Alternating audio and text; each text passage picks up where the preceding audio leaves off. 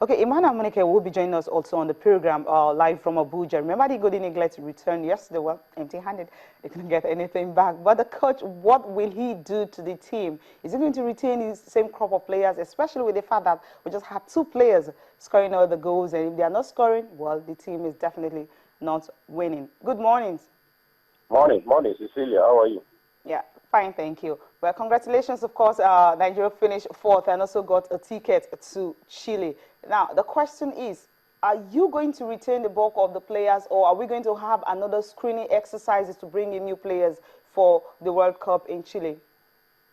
Are we go well, for now, our players are still our players. And actually what we are going to do is, if we see a player that is better than what we have on ground, of course, we'll bring in players. We have to evaluate ourselves. We have to evaluate the team in terms of after the tournament, which is a normal procedure. We evaluate and see, look at the areas that will be needed in the team, and then hopefully we hope that we see players that can meet up to what we are demanding. You people should be very clear to the ideas. In terms of what I'm saying is, this is a young team, and there's a lot of factors that govern this team. In terms of the MRI, in terms of the players, you don't know the background of the players. So there are a lot of good players that came in the last screening, but unfortunately for them, most of the players, they have issues. And I don't think Nigerians will be happy to hear that there are players that have issues and you took them to tournament. So what we're actually doing here is to, apart from you're a good player, but there are other factors in terms of the age factors, in terms of traveling documents, in terms of where the player have been for the past 2-3 years. So all these things have to be analyzed, and then you can categorically say, okay, you are bringing this player into the team because the player is clean. But nevertheless, I say this is a continuous process, and we thank God we have made it to Chile. All what we have to do now is evaluate ourselves and see those that we can bring into the team. Okay, it simply means we're definitely not going to retain the bulk of these players. That's what you're telling us. No, we're not saying that we are not going to retain them. Like I told you earlier, we're going to evaluate the team as collectively. We're going to evaluate the team individually, and then we're going to evaluate the team also to see what we can do to add more values into our team. The players, we have to be grateful to them, whether we like it or not. They are the ones that have played us to qualify us to Chile. So, and they deserve to be respected. Irregardless of, people may not be happy with the performance. I have made it very clear from day one, our objective is to go to Niger and qualify to Chile. And we thank God that we made that. Yeah, whatever comes next, only God knows why.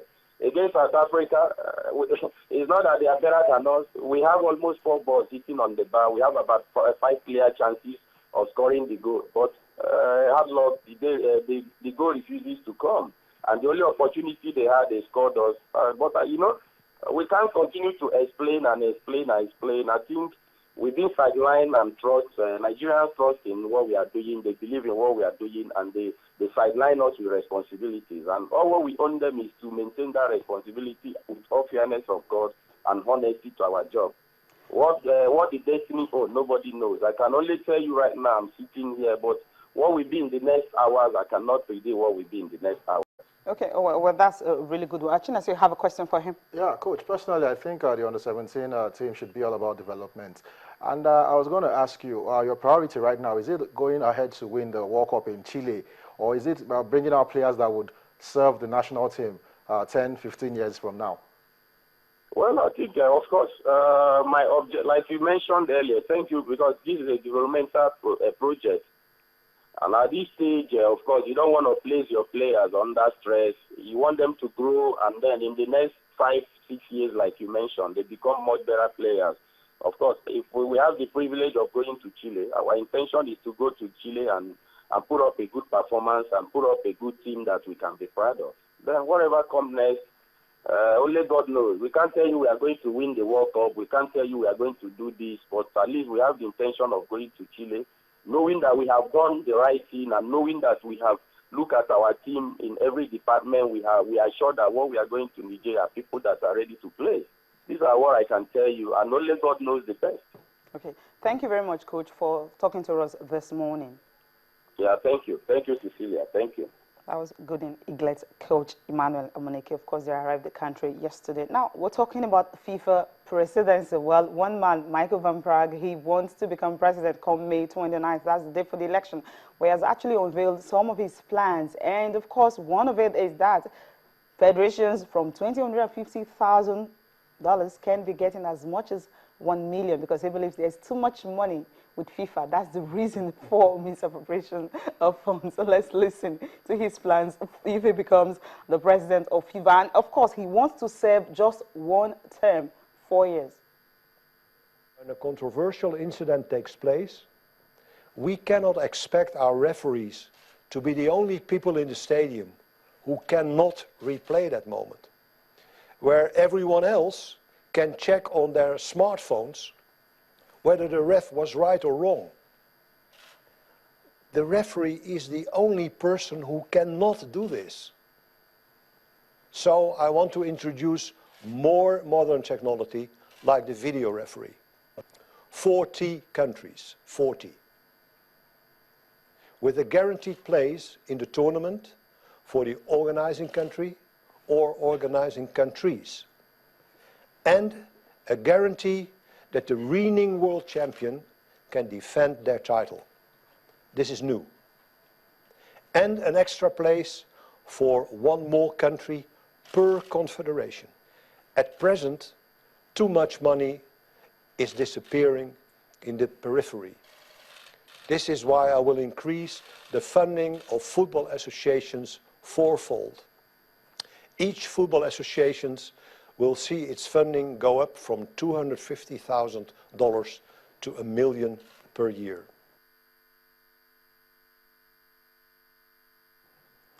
Obviously huge. Now he wants to become FIFA next president. And of course, just 4 years, that's what he said he will spend. And in that 4 years, you heard him, I mean, the video refereeing, of course, he wants to introduce that, which is really, really important because of the controversy. West Brown and John O'Shea is just a recent one at Man United the last time. And, of course, the fact that 40 nations from 32 and also 1 million each for the federations. Well, the money part will interest the federations. Yes. They want to hear that one. Personally, I like the part of the video playback and everything, because we were talking about this yesterday, my colleagues and I. We're talking about the fact that it's only football that is a major sport right now that doesn't have video technology and everything, not just the goal line technology. In tennis, in cricket, you know, in the NFL, we've seen calls being challenged.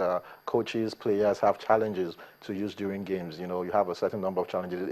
We can infuse this into football. It will be controlled. You know, not that everything will be challenged, but certain decisions and everything. So I think a good one for my Van Praag.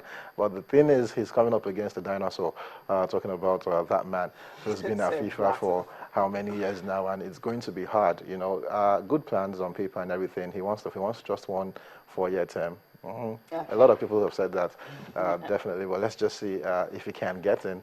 Good for him, because what he did with Dutch football, you know, when he was Dutch FA president, commendable. So hopefully, if he gets into football, maybe clean up the house, and apparently FIFA will be clean. Okay, right now they're dirty, is that what you're saying? A little bit, too much controversy. Okay, too much death. Okay, all right, let's just look at what the papers are saying this morning. We're starting with Soccer Star. And the big one here is that Eagles plan South Africa and Cote d'Ivoire friendlies. Keshe is still studying new contracts. That's what the agent is saying. And NFF shops for Africa venue for March 29th. Remember, we're supposed to play Ghana, but because of FIFA rule, we cannot play Ghana because we can't play two international friendlies across continent. Terry rules out England return, and Aston Villa and West Brom will be in action, of course, on Nigerian interest. The Hull City and Sunderland, much later, you have it. Barcelona is demanding £21 million for Pedro, and CSR denies Dream Team bonus. Wow. Okay, Sporting Life this morning. Okay, it's still March 29 friendly. Bafana wants Eagles. Negotiations begins. Angola on standby. NFF routes for Joburg due to Nigeria's presidential election. That day is May 29th. March 29th, immediately after the presidential election, that's when the match is supposed to take place. And Mourinho says he needs more trophy. And Coutinho beat Kane to top prize. Everyone actually expected Hurricane to win the PFA Fans Award for February, but he didn't just get that. And the last one this morning is Complete Sport, and Mourinho says, I can't live without titles. He lived for 2 years without winning that. Presidency turns back on Keshe. Details, of course, is on Complete Sports, and battle for top 4 continues. You have the Eagles play South Africa March 29 and 7 Heaven. This is just how Jose Mourinho actually won his 7th trophy as Chelsea's boss. You can get to see details of that on Complete Sports. Now, talking about the matches for today, where Southampton would definitely be the team we really want to dwell on because of the way they started. Everyone felt, okay, finally you're having a team that's going to break into the top 4. But from all indications, 1 win in 5 games and even failing to score. Their top striker hasn't scored in like how many games? What is happening to this club? Can they still really compete for that? Or Europa League spot is more realistic now? We're expecting this at some point during the season. You're one of those guys who said they were just We're dreamers. expecting this at one point. They were punching above their weight, the guys they are competing with, see the amount of money they've spent. This was a side that was depleted by Liverpool and some other clubs, rebuilding and in the process of rebuilding, still competing. So kudos to Koeman and the Southampton board for a great job they're doing. Graziano Pelle, I think it's beginning to catch up with him, the way he started the season and everything. But I think they will still, maybe, even if they don't make Europe, I'm talking about Europa League spots, but they will finish in a respectable position.